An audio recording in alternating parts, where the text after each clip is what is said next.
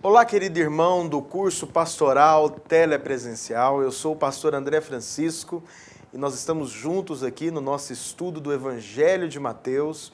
E eu tenho certeza que o Espírito Santo está ampliando a sua mente, ampliando a sua revelação, trazendo mais luz sobre os nossos olhos a respeito da sua palavra. A palavra de Deus é maravilhosa, ela é profunda.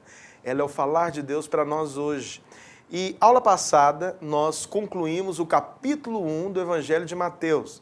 Então o capítulo 1 do Evangelho de Mateus são duas sessões. Nós temos primeiro a genealogia de Jesus, que nós estudamos na primeira aula, e depois nós temos também a manifestação do Senhor, preço que Maria e José pagaram para manifestar Jesus ao mundo. Bom, hoje nós vamos dar continuidade ao nosso estudo, mas hoje nós vamos falar sobre o capítulo 2 do Evangelho de Mateus, que é um assunto que eu amo muito falar, que é a respeito do mover de Deus. Isso mesmo. Capítulo 2 do Evangelho de Mateus fala a respeito do mover de Deus. E quando se trata a respeito do mover de Deus, é necessário que a gente esteja atento para perceber quem eram as pessoas que estavam inseridas no mover de Deus, quem eram as pessoas que estavam participando desse mover, quem eram as pessoas que estavam incluídas dentro desse projeto. Por quê? Eu vou falar uma coisa, se tem um grupo de pessoas que fala a respeito do mover de Deus, somos nós.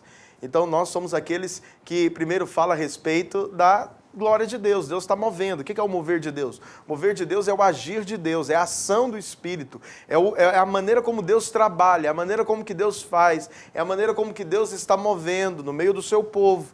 Então nós falamos, nós anunciamos o mover de Deus. Entretanto, é necessário que você entenda que o maior mover de Deus que aconteceu na história da humanidade não foi a Reforma Protestante.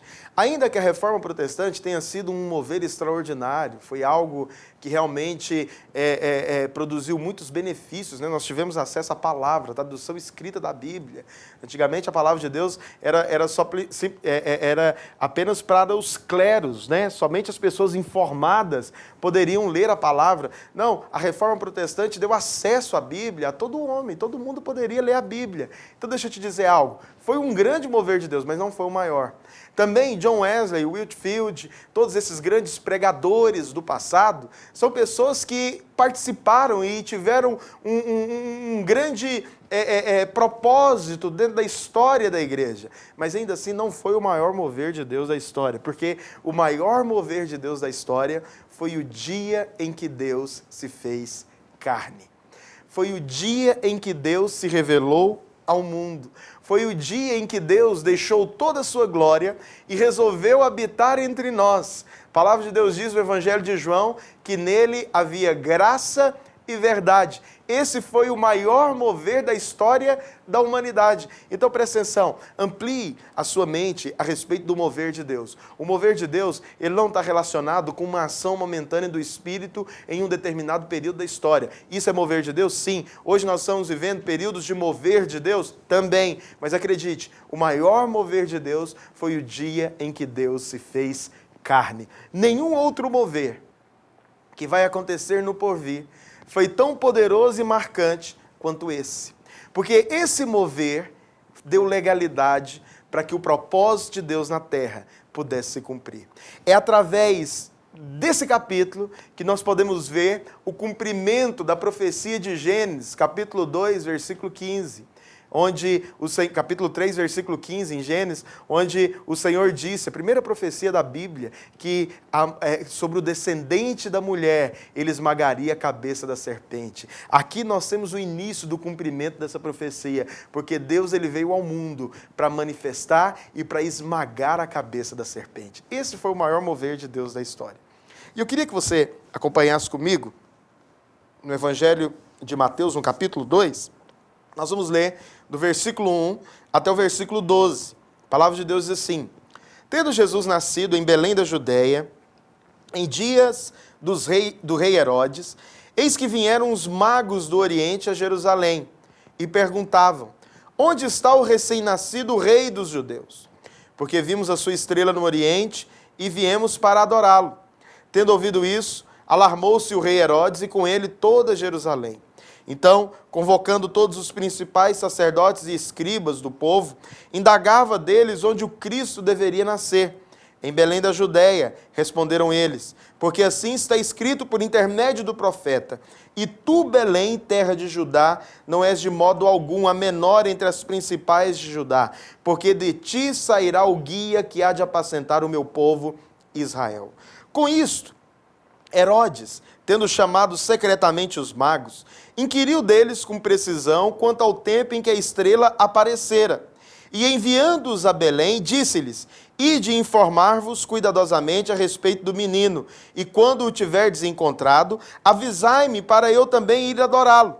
Depois de ouvirem o rei, partiram, e eis que a estrela que viram no oriente os precedia, até que, chegando, parou sobre onde estava o menino. E vendo eles a estrela, alegraram-se com grande e intenso júbilo. Entrando na casa, viram o menino com Maria, sua mãe. Prostrando-se, o adoraram. E abrindo os seus tesouros, entregaram-lhe suas ofertas, ouro, incenso e mirra. Sendo por divina advertência, prevenidos em sonho, para não voltarem à presença de Herodes, regressaram por outro caminho à sua terra. Bom, aqui nós temos a manifestação do maior mover de Deus da história. Jesus nasceu. Interessante que os participantes desse mover, dessa manifestação, é um grupo de pessoas que era completamente fora do grupo religioso daquela época. Interessante que Jesus ele não apareceu para um grupo de fariseus, ele não se revelou para um grupo de fariseus, ele não se revelou para um grupo de escribas, ele não se revelou primeiro, talvez, para um grupo de pessoas que estavam numa sinagoga. Não, a palavra de Deus diz que o primeiro grupo de pessoas que perceberam que havia algo diferente no mundo espiritual eram os magos. Interessante que esses magos, nós não sabemos quantos magos eram. Eu sei que algumas pessoas afirmam que eram 3, né? Alguns até dão nomes para eles, sim. Tem algumas pessoas que dão nome, falam que era Gaspar, Baltazar e Belchior. Então a tradição católica até menciona os nomes desses magos, mas nós não sabemos porque a Bíblia não fala a quantidade. Então, se ela não fala a quantidade, é porque a quantidade era irrelevante. Alguns afirmam que eram 3, simplesmente porque eles ofereceram ouro, incenso e mirra. Mas não significam que eram. Significam que eram pessoas que estavam esperando um manifestar espiritual por meio das estrelas, e quando eles viram esse manifestar, eles então começaram a seguir e a serem guiados por essa estrela. Eu fico pensando, você aceitaria ser guiado por uma estrela? Você aceitaria ser guiado por algo que é fora completamente do seu raciocínio lógico e espiritual? Pois é, esses magos aqui, a palavra de Deus diz que eles foram guiados pela estrela. Eles foram conduzidos pela estrela. E eles chegaram até Jerusalém procurando o menino. Então, eles foram guiados por uma estrela. Aqui nós temos um princípio espiritual. Por quê? Porque essa estrela aqui, ela aponta para Jesus. Jesus é a estrela. Por que Jesus é a estrela? A palavra de Deus diz que ele é a estrela da manhã. E interessante que a maneira como esses magos eles foram guiados é a maneira também como nós devemos ser guiados pelo nosso espírito. Porque se a estrela aponta para Jesus, então aponta para o espírito. Então, nós devemos ser guiados pelo nosso espírito. Acredite, sempre há benefício quando você é guiado pelo Espírito Santo. Agora, é chocante porque o grupo de pessoas que participaram desse mover, que estavam sendo guiados por essa estrela, não eram religiosos. Não eram pessoas que iam nas sinagogas. Muito pelo contrário, eram magos. Eram pessoas que tinham o costume de olhar a estrela, talvez astrólogos. Eles olhavam a estrela e ficavam observando o que Deus, a astrologia estava falando. E eles perceberam que havia um sinal diferente nos céus. E eles começaram então a seguir esse sinal. Isso aqui nos choca. Por quê? Porque nós não estamos acostumados a ouvir esse tipo de coisa.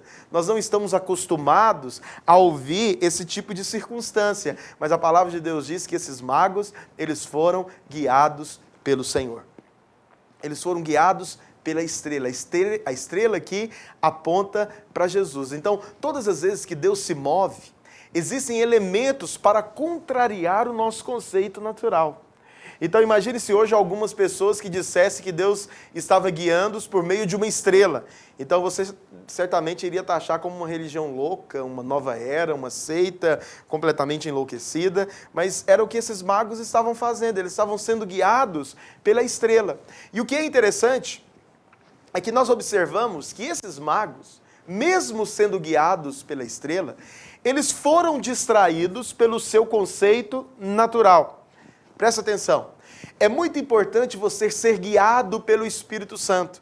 Mas é necessário que você seja sensível para aquilo que o Espírito Santo está falando, para que você não seja distraído por nada que seja natural, por nada que seja mundano, por nada que venha atrapalhar a voz do Espírito no seu coração. Esses magos, eles foram parar em Jerusalém. Por que eles foram parar em Jerusalém se a estrela estava os guiando para o Oriente, estava os guiando para Belém? De repente, eles concluíram que, poxa, se nós estamos aqui procurando o Messias, como que o Messias vai nascer em Belém? Como que o Messias vai nascer no interior de uma cidade? Como que o rei que havia de vir para trazer salvação e redimir a humanidade vai vir do interior de Jerusalém? Não, se ele é um rei, ele deve estar em Jerusalém. Então, guiados pelo conceito natural, nós observamos que eles foram parar em Jerusalém. Eles deixaram de perceber e de seguir a estrela e foram para Jerusalém. Deixa eu te dizer algo, é muito trágico quando você deixa de ouvir a voz do Espírito e passa a seguir o seu conceito natural. Seja sensível a Deus, porque Deus ele é soberano, Deus ele tem a sua maneira de fazer e de trabalhar. Cuidado para você não ser guiado e distraído por coisas que não são a voz de Deus na sua vida e no seu coração. Esses magos aqui, eles estavam sendo guiados pela estrela, mas por um momento eles foram distraídos. Eles foram distraídos pelo conceito natural. Apesar deles possuírem a estrela, eles deixaram ser influenciados pelos seus conceitos naturais. Foram para Jerusalém, concluíram que um rei não poderia nascer em Belém, tinha que nascer em Jerusalém. Deixa eu te dizer algo, por causa dessa desobediência ao Espírito, a palavra de Deus diz que Herodes estabeleceu uma perseguição para saber quem era o menino, porque quando eles pararam em Jerusalém, eles foram abordados por Herodes. E Herodes se interessou na conversa dos reis. Você vê que não eram qualquer pessoas, eles foram recebidos por Herodes, pelo governador da cidade. Quando ficaram sabendo que tinham reis magos ali, eles falaram, quero saber quem é que está nascendo então, ao ponto de vocês virem visitá-lo. Então faz o seguinte, quando vocês descobrirem quem é, manda me chamar, manda me avisar, que eu também quero ir adorá-lo.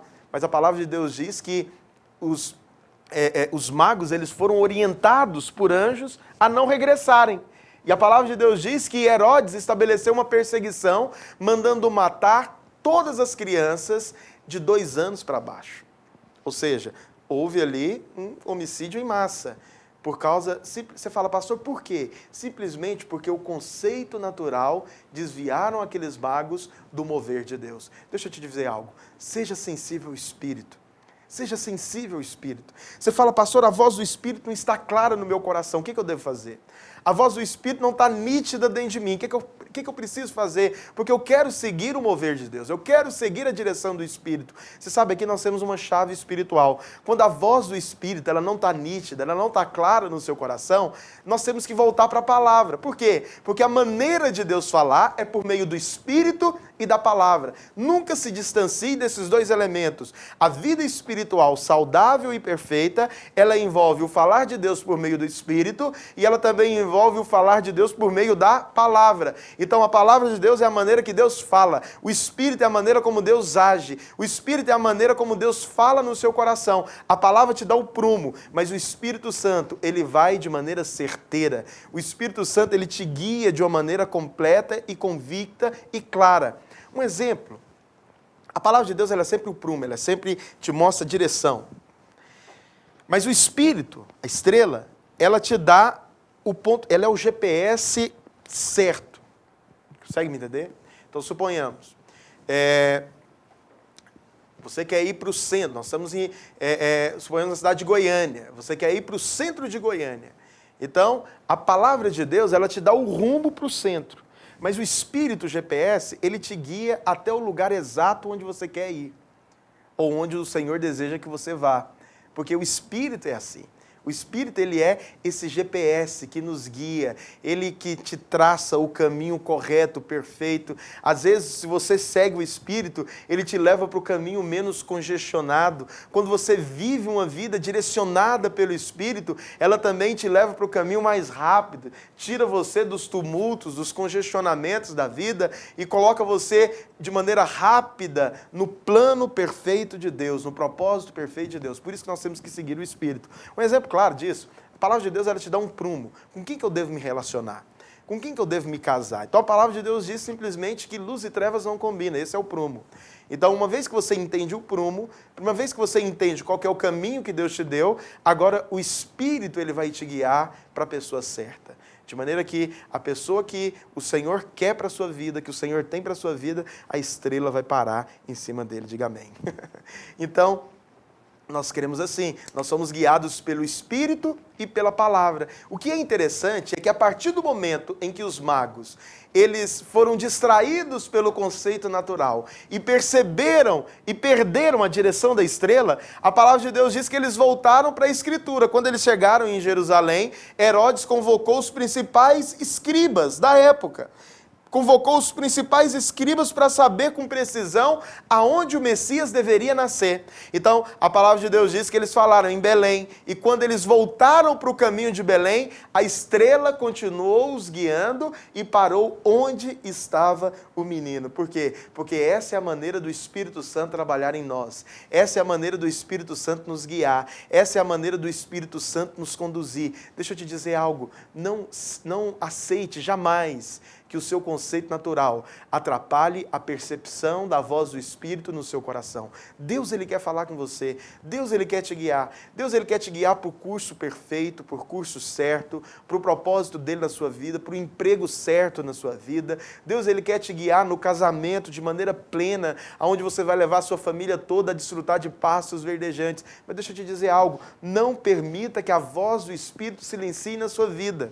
Não seja movido por conceitos naturais. Remova as outras vozes, as vozes do mundo, as vozes da incredulidade. Remova todas essas vozes e permita simplesmente que a voz do Espírito ecoe no seu coração. Porque é essa voz que vai te guiar, que vai te conduzir a passos abundantes e verdejantes. Por isso que nós precisamos de seguir a voz do Espírito. Precisamos ser conduzidos pela voz do Espírito Santo no nosso coração. Não aceite, não seja levado por conceitos naturais, porque isso pode, de alguma maneira, produzir prejuízos na sua vida. Agora, interessante que esses magos aqui, eles tiveram uma atitude. A primeira atitude que nós observamos é que eles demonstraram completa perseverança. Que perseverança que é essa? Interessante que Herodes mandou matar todas as crianças de 2 anos para baixo. Isso significa que eles ficaram pelo menos, no mínimo, 2 anos procurando o mover de Deus. Porque o mover de Deus se manifestou. Eles perceberam, Deus, ele está movendo na terra, nós queremos conhecer esse mover. E a palavra de Deus fala que os escribas indagaram, falaram, não, vai ser em Belém. Eu fico pensando, os escribas sabiam que era em Belém, que Jesus iria nascer, o Messias iria nascer, mas eles não mudaram para lá. Eu fico pensando, se fosse hoje, nos nossos dias, e o mover de Deus estivesse em uma determinada cidade, poxa, vamos para lá, porque o mover de Deus está lá, Jesus está se manifestando lá, eu iria morar em Belém. Mas não, a palavra de Deus diz que apenas os magos seguiram. Nenhum escriba ou fariseu foi com ele. Isso significa que eles não estavam plenamente interessados em seguir o mover de Deus. Deixa eu te dizer algo. É necessário que haja perseverança. É necessário que no nosso coração sempre queime essa verdade do Evangelho, da mensagem do Evangelho da graça. Porque quando nós perseveramos em anunciar a mensagem da salvação, do amor de Deus, da aceitação por meio da cruz do Calvário, quando você anuncia a mensagem do Evangelho, nós estamos perseverando na mensagem. O mover de Deus requer perseverança. Por isso, aonde você está, eu quero te dizer uma coisa, você é líder de célula, discipulador, talvez você está desestimulado, eu quero te dar uma palavra de ânimo, persevere, porque todo o mover de Deus, ele passa por perseverança. Esses magos aqui, eles ficaram provavelmente 2 anos, eles ficaram 2 anos perseverando pelo mover de Deus. Por isso, deixa eu te dizer uma coisa, persevere. Busque o mover de Deus. Busque o mover de Deus. Não permita que a ausência de disposição pare você, porque às vezes você está há pouco tempo para desfrutar do mover de Deus. Sabe o que é interessante? A palavra de Deus diz que Davi, ele estava em Ziclag, lá em 1 Samuel, capítulo 26. A palavra de Deus diz que ele voltou de uma batalha e foi para Ziclag. Quando ele estava em Ziclag, a palavra de Deus diz que os filisteus pegaram a sua família, todos os seus bens, e levaram cativo aquela cidade inteira onde eles estavam. A palavra de Deus diz que naquele dia Davi, ele chorou com todas as suas forças. Certamente Davi chegou no fim de si mesmo naquele dia. Ele falou, Senhor, até quando, talvez? Mas a Bíblia diz que 3 dias depois, ele foi coroado rei de Israel. Ziclag era o último teste dele. Imagina se Davi tivesse desistido ali. Imagina se Davi tivesse retrocedido naquele contexto. Talvez nós não teríamos o rei de Israel, porque ele tinha desistido. Ele tinha retrocedido no propósito. Deus teria que levantar outro. Por isso eu quero te dizer algo. Não desista. Não desista, não se desestimule, persevere. Você fala, pastor, mas eu estou há tantos anos perseverando, eu ainda não vi nada. Continue perseverando, continue anunciando a mensagem do Evangelho, continue anunciando a mensagem da graça, porque ela tem poder para produzir vida, ela tem poder para produzir transformação. E a perseverança, ela vai ser a ação pelo qual Deus, ele vai vir com favor sobre a sua vida. Não canse de anunciar, não canse de perseverar, não canse de falar a mensagem do Evangelho. Mas, em segundo lugar, nós observamos que esses magos, eles manifestaram um grande e intenso júbilo. Interessante que a alegria que os magos manifestaram foi completamente diferente da dos escribas. A Bíblia diz que os escribas eles simplesmente falaram, não, o mover de Deus ele vai acontecer em Belém, pode ir para Belém. Se vocês querem, se vocês acreditam, então vão para Belém. E eles foram para Belém. Quando eles viram a Jesus, eles se alegraram com intenso júbilo. Ou seja, certamente eles saíram pulando, eram reis, mas eles não estavam nem um pouco importando pelo seu cargo, pelo seu título naquele momento. Eles simplesmente estavam se alegrando com aquilo que Deus estava fazendo. Deus acaba de se manifestar a eles, Deus acaba de se revelar a eles, e eles agora, com grande e intenso júbilo, se alegram diante de Deus, diante daquilo que eles estavam vendo. Deixa eu te dizer algo, todas as vezes onde há um grande mover de Deus, onde há uma ação do Espírito, isso aqui vai ser um grande sinal, uma grande característica de que o Espírito está movendo, de que o Espírito está agindo. Há um grande e intenso júbilo. Essa é a maneira como Deus move, essa é a maneira como Deus age. E também a palavra de Deus diz que os magos, eles adoraram o Senhor. Pastor, adoração aqui implica em quê? Interessante que a adoração, nesse capítulo, aponta para liberalidade, aponta para generosidade. Eles adoraram ao Senhor, primeiro eles se alegraram com grande e intenso júbilo, mas depois a palavra de Deus diz que eles adoraram ao Senhor. Eles adoraram ao Senhor com ofertas. Eles entregaram ao Senhor 3 tipos de oferta. A Bíblia diz que eles entregaram ouro. Interessante que o ouro, ele aponta para a natureza de Deus e para a sua glória. Isso indica que que Jesus, ali naquele contexto, como uma criança, ele já tinha a natureza divina, ele já tinha a natureza de Deus, ele já era Deus em uma semente, em uma criança ali. Ele era completamente Deus. Então, entregaram ouro. E também entregaram incenso. Incenso nos fala de deleite e prazer. A fragrância do incenso nos fala desse ar de descanso, né, de refrigério, de falar de Deus. Né? Esse aroma do incenso sempre produz esse ambiente de meditação, de falar. Aponta para isso. Mas também nós temos a mirra. Eles entregaram ouro, incenso e mirra. Interessante que a mirra é uma substância usada para embalsamar os mortos naquela época. Então, o incenso e a mirra juntos apontam para a ressurreição de Jesus. Mesmo antes de morrer, Jesus havia dito que ele era a ressurreição. Agora, uma coisa nós precisamos de entender aqui. Jesus, ele já veio com esse objetivo de se entregar na cruz. Por isso que é importante que a gente entenda que Jesus, ele não era um mártir.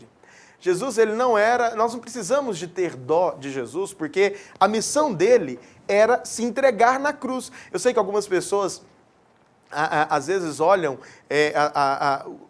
o cenário da cruz, né? Às vezes tem até filmes que retratam todo esse cenário, e eles abordam a morte do Calvário como algo muito piegas. E às vezes fica parecendo que Jesus ele é um coitado ali na cruz, mas não é. Deixa eu te dizer algo, Jesus ele veio e ele fez aquilo porque a única maneira de produzir salvação na humanidade era por meio da cruz. Então foi necessário que ele se entregasse, para que por meio da sua entrega nós pudéssemos viver hoje. Nós pudéssemos ter uma vida livre, nós pudéssemos ser livres para desfrutar da sua graça e da sua bondade. Então a cruz ela tem um significado espiritual muito poderoso.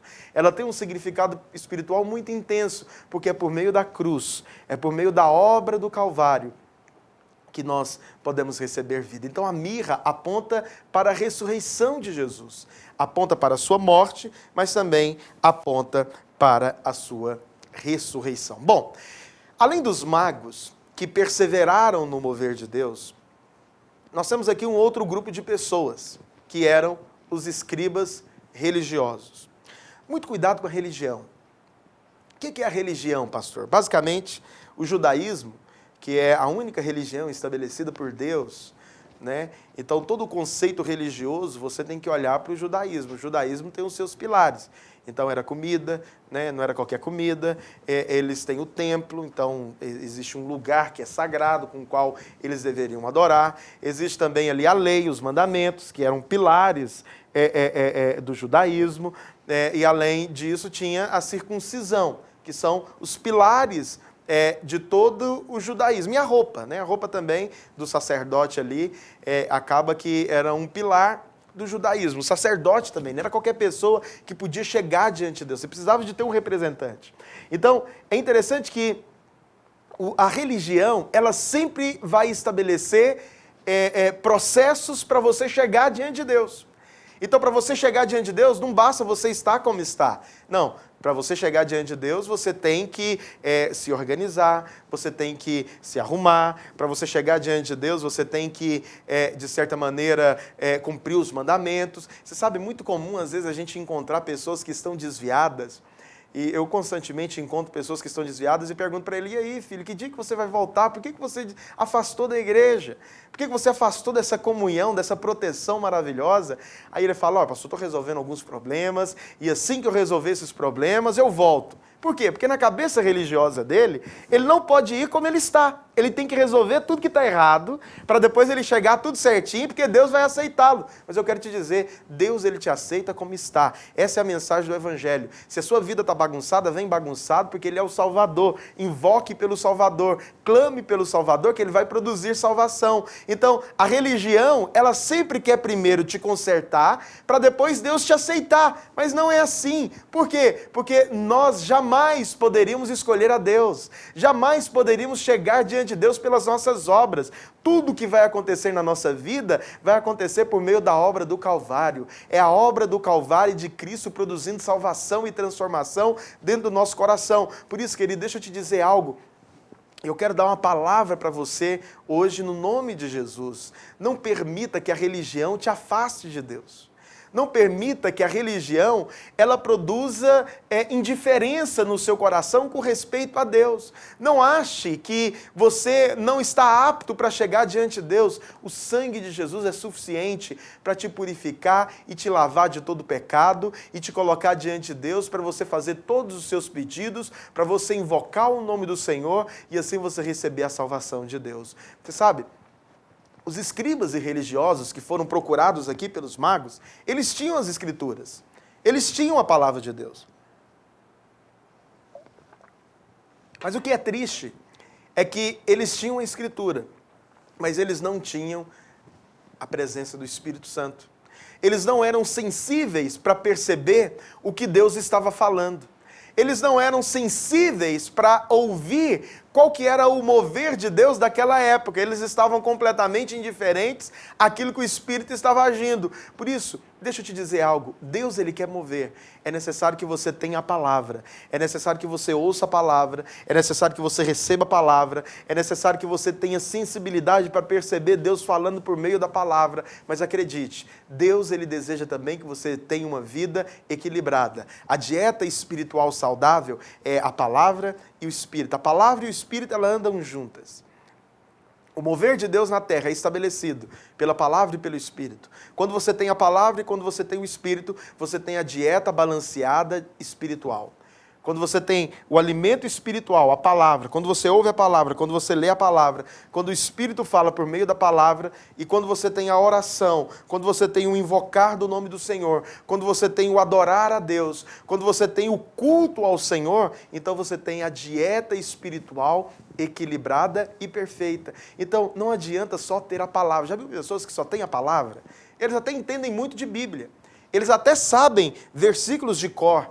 Eles até falam e explicam contextos, às vezes até com o qual você não está familiarizado, mas eles só têm isso, eles não têm revelação, tem ausência de revelação, tem ausência de luz. Mas às vezes uma pessoa simples, nova convertida, que foi cheia do Espírito Santo, Deus se revelou a essa pessoa como um Deus amoroso. Às vezes ela tem mais luz do que aquele que entende tudo da Bíblia. Por quê? Porque só palavra não resolve. É necessário que você tenha esse equilíbrio entre a palavra e o Espírito.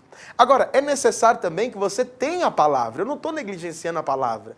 Nós não estamos deixando a palavra de lado. Não, a palavra, ela tem um lugar muito importante. Por quê? Porque é por meio do contato com a palavra que o Espírito Santo vai ganhar lugar para produzir transformação na sua vida. Então, o que você está fazendo aqui nesses dias, estudando a palavra de Deus junto comigo, o Evangelho de Mateus, o que Deus está fazendo é promovendo a palavra. Ele está gerando circunstância para o agir do Espírito no seu coração. Mas é necessário também que antes da aula, você invoque o Senhor e fala: Senhor, abre os meus olhos. Eu quero receber a palavra, eu não quero ser indiferente. Deixa eu te dizer uma coisa, cuidado com a indiferença. Cuidado quando Deus ele está falando e o seu coração está indiferente àquilo que o Espírito está direcionando, àquilo que o Espírito está falando. Então, é necessário que a palavra e o Espírito andem junto. É necessário que a palavra e o Espírito caminhem junto para que você não se torne uma pessoa indiferente. Os escribas aqui nesse texto do capítulo 2, infelizmente eram pessoas indiferentes ao mover de Deus. Apesar que eles sabiam onde Jesus deveria nascer, eles não estavam tão preocupados. Você sabe o que é interessante? A palavra de Deus diz que nós devemos amar a vinda do Senhor. Nós não podemos permitir que as paixões desse mundo, que as coisas dessa vida esfriem a nossa paixão pela volta de Jesus. Eu sei que nós temos muitos desafios, a vida é um grande desafio.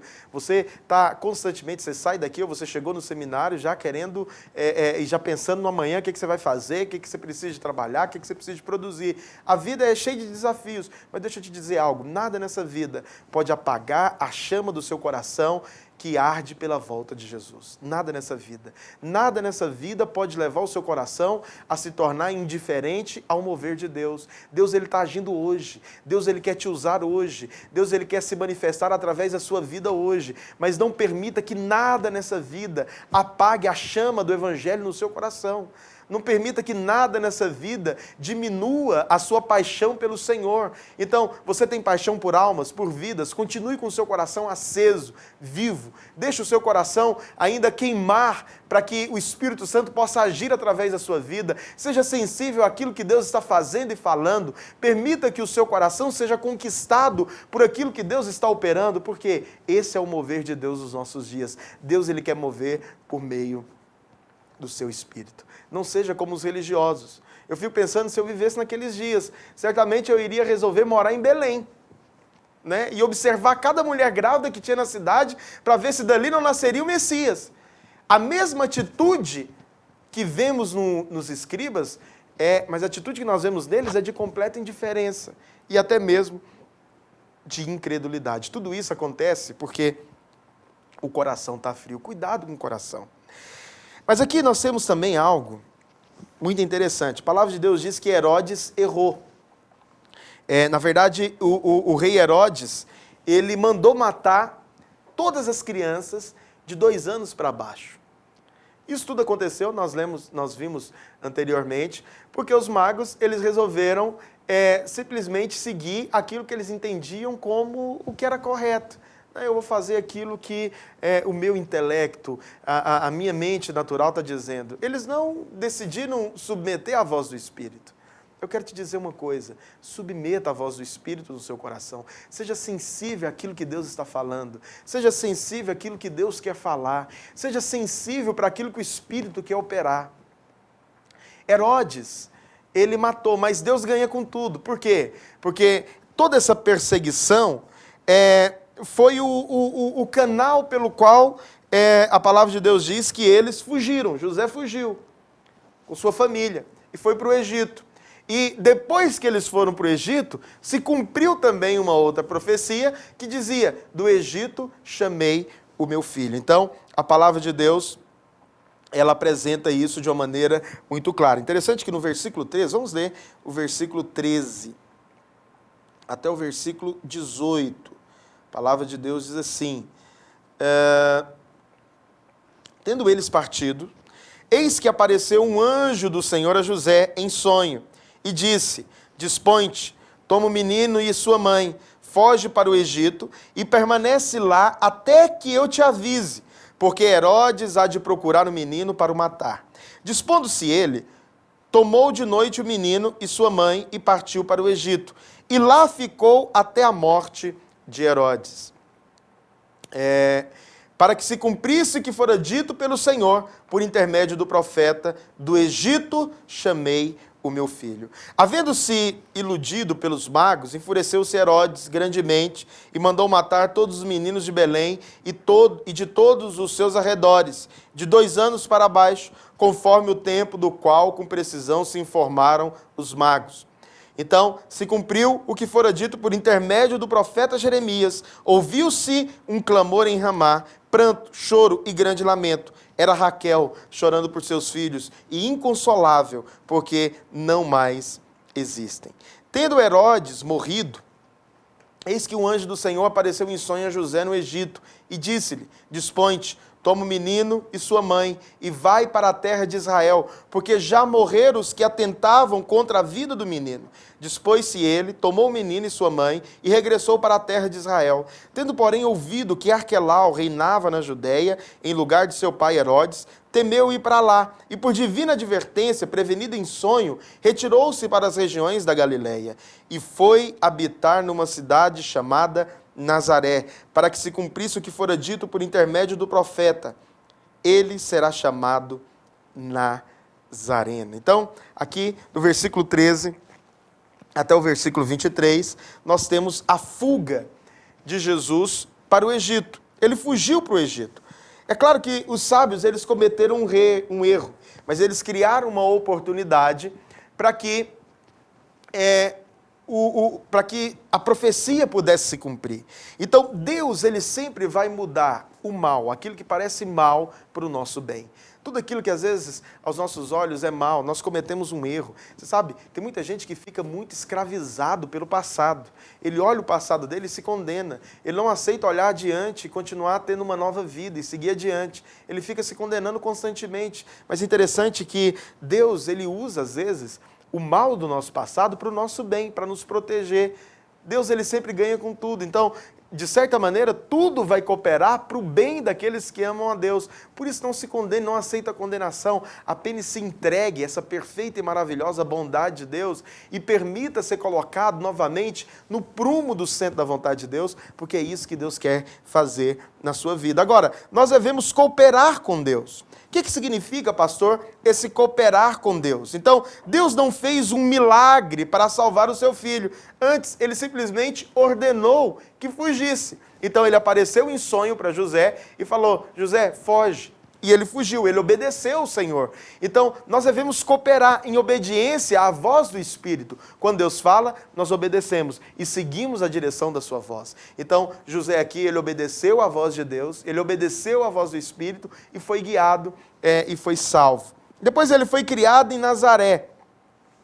Provavelmente era muito estranho para um judeu ouvir um galileu com aquele sotaque forte do interior dizendo que era um Messias, né?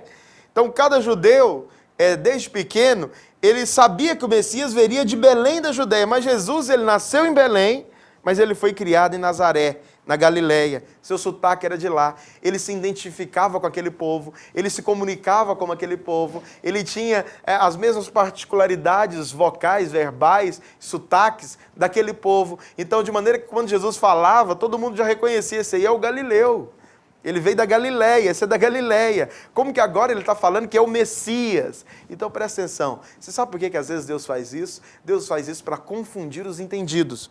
Deus faz isso para manifestar a sua glória. Por quê? Porque Deus ele rejeita tudo aquilo que é aparência exterior. Tudo aquilo que é exterior, Deus ele vai produzir realidade na sua vida. Presta atenção, não que Deus ele vai te disciplinar por aquilo que não tem realidade. Não, ele simplesmente vai remover a aparência para produzir realidade.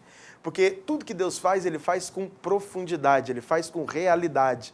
Então, não aceita nenhuma aparência religiosa exterior que tem como objetivo agradar a Deus. Não, se entregue plenamente à vontade de Deus e deixa que a aparência do Espírito que venha florescer na sua vida.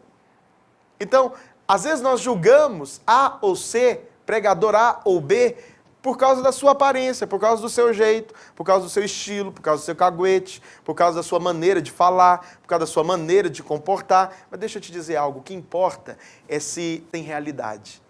O que importa é se na hora que ele fala, há vida.